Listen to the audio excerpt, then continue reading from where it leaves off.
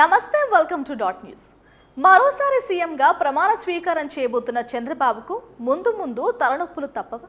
పొత్తులో భాగంగా deputy CM పదవి పవన్ కు ఇవ్వక తప్పదా? ఒకవేళ ఇస్తే పరిస్థితి ఎలా ఉండనుంది? Let's watch the story.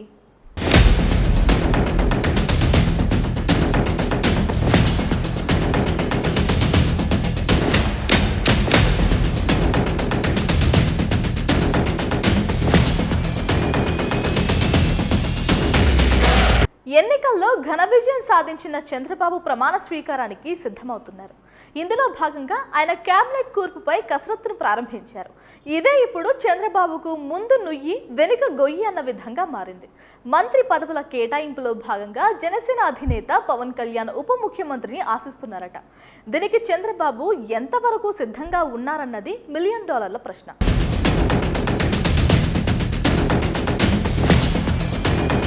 నిజానికి పవన్ రాజకీయాల్లో ఎదగడం బాబుకు ఎంత మాత్రం ఇష్టం లేదు. పలు సందర్భాల్లో బహిరంగంగా ఇదే విషయాన్ని ఆయన వ్యక్తపరిచారు. కొన్ని సందర్భాల్లో జనసేన కార్యకర్తలను ఆయన తీవ్రంగా అవమానించారు. కానీ ఎన్నికల సమయంలో జగన్ను ఒంటరిగా గెలవలేక పవన్తో పొత్తు పెట్టుకున్నారు బాబు. ఓ రకంగా చంద్రబాబు గెలవడానికి పవన్ ముఖ్య కారణమంటూ పలువురు విశ్లేషకులు బలంగా నమ్ముతున్నారు.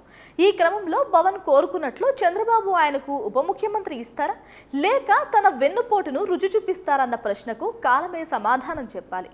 ఒకవేళ పవన్ కు పదవి ఇవ్వకుంటే మాత్రం తీవ్ర పరిణామాలు ఉంటాయని ఇప్పటికే ఆ పార్టీ నేతలు హెచ్చరిస్తున్నారు. Please subscribe dot news.